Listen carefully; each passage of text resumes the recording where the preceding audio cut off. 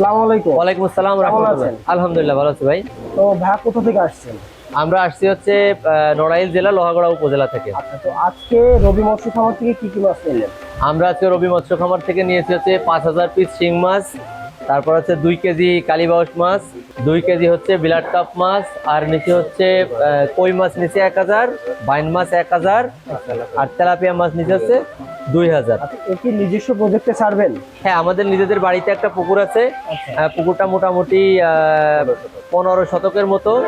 ওইটার জন্য আমরা প্ল্যানিং করছি, সেই অনুযায়ী এখানে অনলাইনে খোঁজ দিয়ে আসছি। আপনারা তো তিনজন আসছেন টোটাল। জি, তিনজন কি কোনো রিলেটিভ?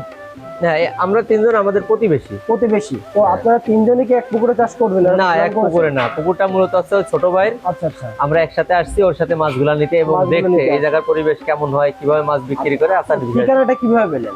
ঠিকানাটা আমরা অনলাইনে পেয়েছি। অনলাইনে ভিডিও দেখে। আচ্ছা, তো এখানে এসে টোটাল যা যা আপনারা মাছ অর্ডার করছেন তাই তাই পেয়েছেন? হ্যাঁ, আমরা মাছ আমাদের চাহিদা মতন পেয়েছি। মাছগুলো পছন্দ হয়েছে?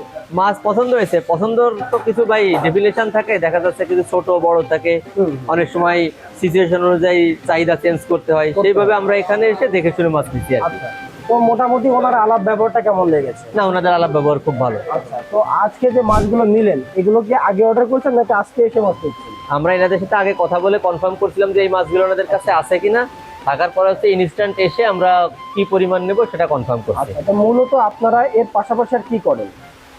আমার আছে হচ্ছে রেস্টুরেন্ট ব্যবসা, আর ও হচ্ছে অ্যাগ্রোতে মোটামুটি ফোকাস দিছে। আচ্ছা, এই মাছের পাশাপাশি মুরগি আছে না তোমার?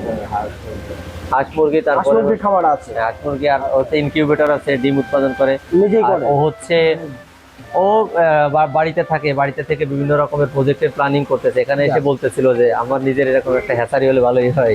দেখ, মোটামুটি মাছের ব্যবসা কিন্তু একটু বুঝে শুনে করতে পারলে খুব লাভজনক একটা বলা যায় যে ব্যবসা।